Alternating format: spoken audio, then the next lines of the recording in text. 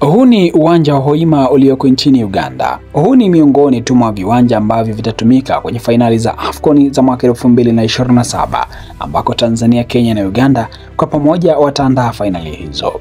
Uganda ni miongoni mwa mataifa ambayo kwa sasa yanaendelea kuboresha miundombinu yake, ikiwa ni sehemu ya mkakati wa kuhakikisha kwamba fainali za AFCON za mwaka 2027 zinafanyika kwenye ngazi ya ubora zaidi. Ikumbuka kwamba Uganda tayari wana uwanja wa Nelson Mandela ulioko Kampala nchini humo, ambao ni miongoni mwa viwanja ambavyo vitatumika kwenye fainali hizo. Lakini pia Tanzania, Kenya ni miongoni mwa mataifa ambayo nayo yanaendelea na ujenzi wa viwanja vyake. Tanzania wanaendelea na ujenzi wa uwanja Arusha, lakini pia ukarabati katika uwanja Benjamin Mkapa ambao utafanyika sambamba na uwanja wa New Amani ulioko visiwani Zanzibar.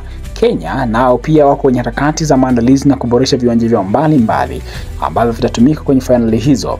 Ikumbuke mataifa haya tayari yameshaandaa fainali za CHAN zilizofanyika mwaka 2025 ambayo ilikuwa ni CHAN mwaka 2024. Sasa mwelekeo wao ni kuboresha zaidi miundombinu yao kwa ajili ya fainali hizo za mwaka 2027.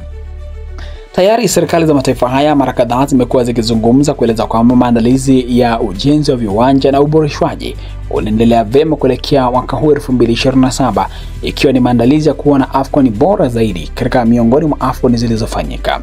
AFCON ya mwisho iliyofanyika nchini Ivory Coast ilikuwa ni miongoni mwa AFCON iliyokuwa na ubora, mvuto na ushindani mkubwa wa mataifa mengi kutoka barani Afrika. Unatamani kuona viwanja vikiboreshwa kwa kiasi gani katika mataifa haya, na baada ya michuano hiyo nini unatamani kukiona kikiwa ni athari chanya zaidi? Hii ni Travo TV. Mimi ni Mbushi Kwelasa.